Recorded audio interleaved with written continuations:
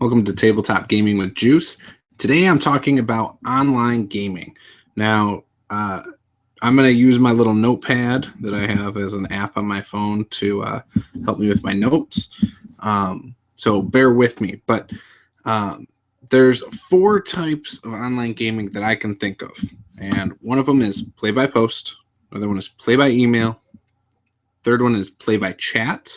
What I mean is text chat, like old AOL Instant Messenger. Sometimes there's chats through different websites. For example, Palladium Books has a chat. And some other websites do too. And play by Skype or Google Hangouts or anything like that.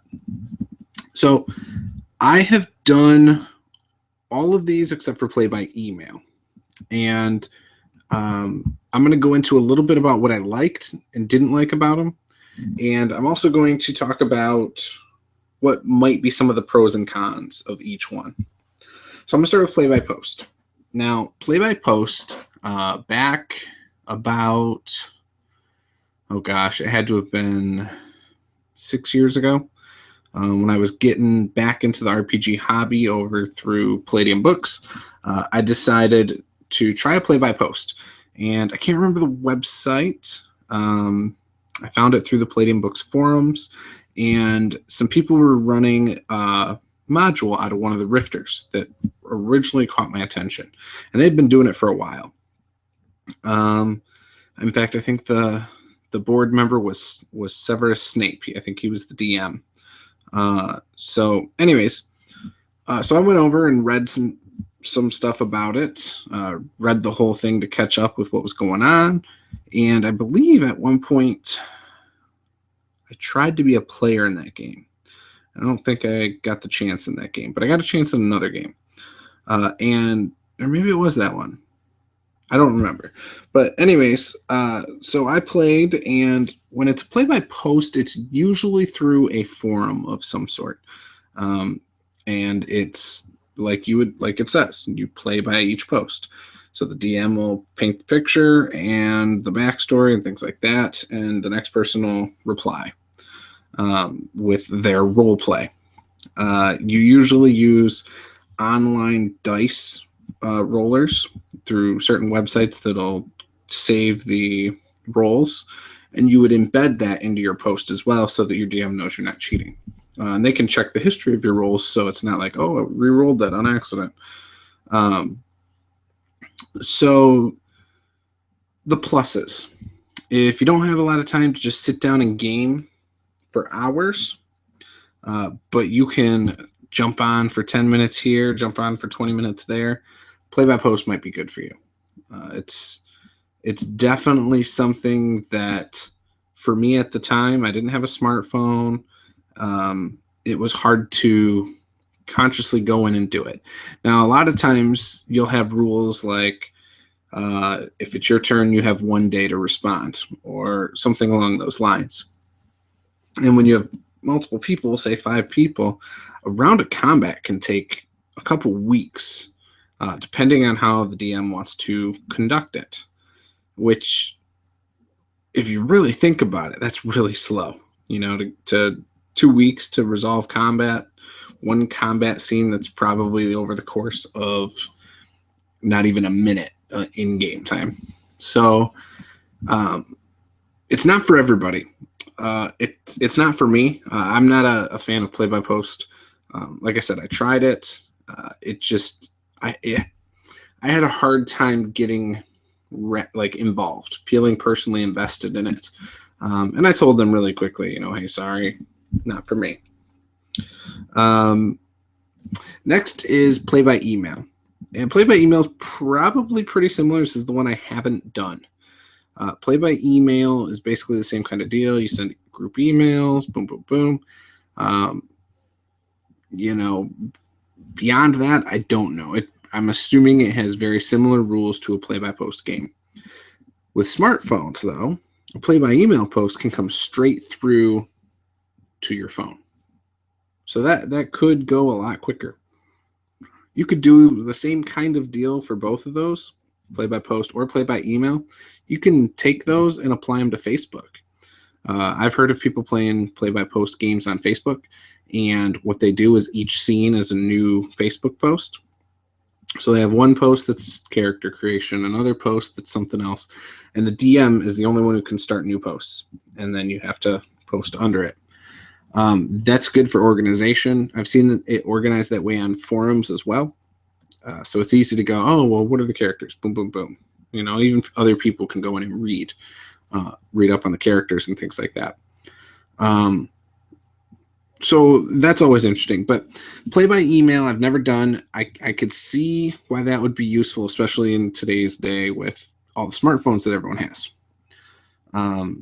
If you've tried that, I'd love to hear about that one below. I'd love to. Look, I'm just interested. I've never played it. I'm sure it's similar to play by post, so it probably wouldn't appeal to me. But I'd love to learn more about that.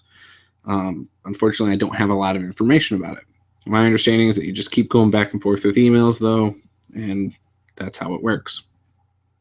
Probably have to use a dice roller, online dice roller that tracks everything and things like that, but it's usually pretty easy to use. So next is play by chat. Now, I did this on the Palladium Books forums. They have a chat, and I used it for a campaign I ran, superheroes game in Detroit. I've played in some games there too, but mostly the best use I ever got out of it was running a game.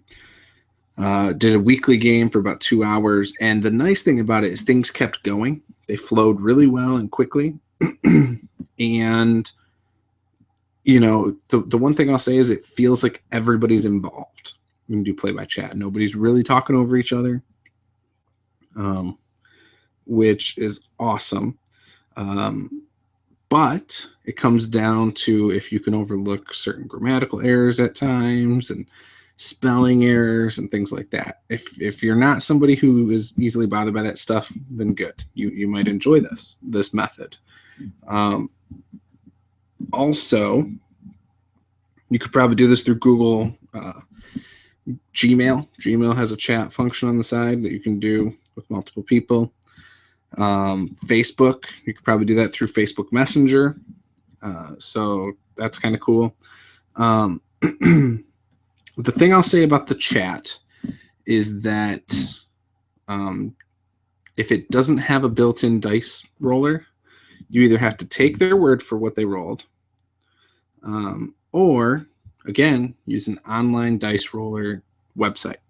Now, when using that, and I wish I could think of them offhand. I probably should have done a little research before doing this, but if you guys have links to those, post them below. I'll put them in annotations, by the way.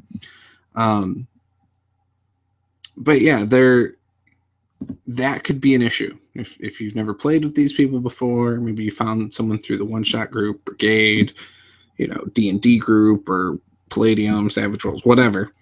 You need to be able to trust your players' dice rolls. Now, whether it's because you trust the person or you have no reason to not trust them, or because they're using a dice roll app, you need to be able to trust their rolls. So that's important. You know, the chat, like I said, it was good. It ran for a few weeks before I had a problem player and a couple other players kind of just not be able to show up. But I had fun, though. Ultimately, if I would have pushed a little harder, we probably would have been able to keep it going with new players. But once I think 2 of the 5 dropped out, you know, I think it lost its momentum. And I'm trying to think of how long we played. I mean, it was probably 2 months weekly. So 8 sessions in, not that bad for a session or a campaign that fizzled. But yeah, it was fun. I felt like it was really fast paced for me as the DM, to be honest, because once the chat gets past those few lines, you know, it's always flowing. You know, you get a lot of out of character questions and things like that. So I would probably someday be up for playing a game that way again. And I'd probably do it on Facebook and use like a Facebook group for the campaign, make it like a secret group, do all the stuff in there that you need to, then do your actual game in Messenger. And then we have a place you can always see your stuff, characters, things like that. One of the nice features about Facebook is you can also upload files to groups, whether that's your character sheets, pictures, maybe house rules, whatever. So I swear by Facebook for groups to use for campaigns and things. I usually do. The last thing is play by Skype or Google Hangouts. Now, this for online gaming is my preferred method. It allows you. Actually, before I do that, the last thing I'll say about the play by chat. When I did that, I think my daughter was 1 or just born. We had a small place. The play by chat, like just type chat, is excellent for someone who has a house of children and you have to be quiet at night. It's fantastic. So I will swear by that. At that time, that method of playing was very good. Anyways, back on to play by Skype or Hangout. That's my preferred online method. And the reason is because, it just feels more natural. Like it feels like a full-on tabletop role-playing game. You're with people. There's social interaction. I feel like it moves a little bit faster in-game than, for example, play by chat. There's more of a connection to the story, the characters, and the players. You can really get into it, the campaign, doing a play by Skype or Hangout. Whereas it's still not, in my opinion, as good as in person, but it's still fantastic. The fact that you can mute your microphone if you need to do something, or say your phone rings or whatever, maybe your wife's in the other room or children, or that is a fantastic tool, something you can't do in real life. I've said it before, some of my favorite RPG memories have been in online Google Hangouts. I've never used Skype. I don't know a lot about Skype itself, but again, wouldn't be opposed to trying it. Now, the negatives to Google Hangouts, and I listen to a couple podcasts usually while I'm at work, RPG related, Happy Jacks. And in fact, Happy Jacks was the one I was listening to, and it said people are more likely to cancel a Hangout game than an in-person game. And it's actually, they were saying it was less inconvenient than in-person games. And that, while that's true, I still think it's a huge bother. It can be very annoying for a group if, a player doesn't show up to a session, or multiple players don't show up to a session, whether you postpone the game or just people lose interest in the campaign because they have a flaky player or flaky players. It's still rude to do that. And yeah, in-person games, if someone doesn't show up, maybe they were supposed to bring snacks, maybe they were supposed to bring the books or the miniatures or whatever, that's a bigger inconvenience. Plus, by the time that person tells you, I can't make it, the other people might already be there or on their way. So do you cancel the game now? Play something else? Like, it's a whole different can of worms. But so Hangouts, yes, it's more convenient if someone cancels those as opposed to in person. Now, I've heard people say, we can't use miniatures on Hangouts, but you can. I believe Fantasy Grounds and Roll20 allow you to do that. Now, I haven't used any of those, but I would be interested in trying those sometime, because I really like using those things in my games at home, miniatures and maps and stuff. And I think it adds to the game for me, usually when running games at home like that. Now, I know some people hate that kind of stuff, but I I would be very interested in seeing how it runs online. I've seen people do it online. I've seen it in YouTube videos and things like that, Twitch, but it's not the same as playing it. And so I would be interested in playing a game run that way, and seeing if it helps. Savage World's probably a good one for it, or 5th edition D&D. Those would probably be the two best ones for me, I think, to play it with online grids and tokens and stuff. But anyways, so that's kind of some of the positives and negatives of the different ways you can play online games. You know, if you don't have local players that you know of and you're looking to get into games, online gaming is a viable option. There's no reason today that people, you know, should go without a gaming group for 2 years. You know, there's far too many options out there. You got groups like the RPG Brigade, the one-shot group, the campaign group, the, you know, all sorts of different groups, D&D groups, you know, system-specific groups on Facebook, Google+, Hangouts, or not Hangouts, I'm sorry, communities, you know, so many things. And if you really want a game, you're going to be able to in a relatively short time. Whatever type of game you want, just ask Chepe. He's played in a bunch of weird games. Sorry, dude. But he's, you know, he's a testament to, if you want to play a game, no matter how unheard of it is, you can find a group for it in a relatively short time. And whatever means best suits you in that group for online gaming, you shouldn't have any problems.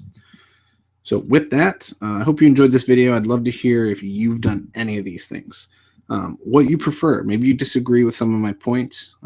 Maybe there were some things that I could further elaborate on. Leave your comments below. I'd love to hear it and interact with you guys, and probably talk to you a little more about the email one, because I've never played play by email. I'm assuming it's similar to play by post, but would love to hear more about it. So let me know. With that, I'll talk to you guys next time.